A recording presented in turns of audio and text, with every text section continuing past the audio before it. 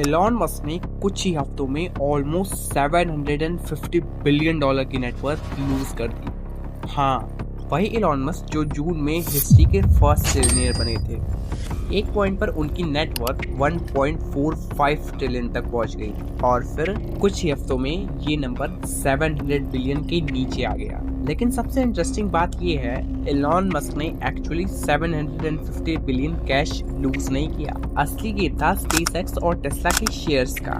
जून में SpaceX public market में आया और उनकी वैल्यूएशन एक्सप्लोड कर गई। स्पेसएक्स के स्टॉक्स रैली करने से मस्क की पेपर वेल्थ स्काई रॉकेट हो गई। 16 जून को मस्क की एस्टिमेट नेटवर्थ 1.45 ट्रिलियन के पीक पर पहुंची।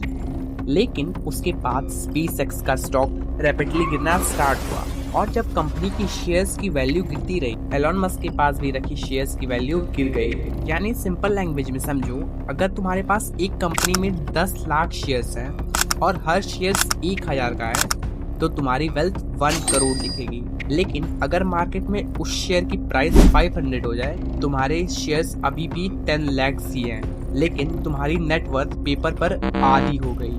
एलॉन के साथ भी ब्रॉडली यही हुआ। स्पेसएक्स की स्टॉक्स प्राइस पीक पे अराउंड 50% तक गिर गए और टेस्ला पर भी प्रेशर रहा। और यहीं बिलियनियर वेल्थ का एक क्रेजी ट्रुथ समझ आता है।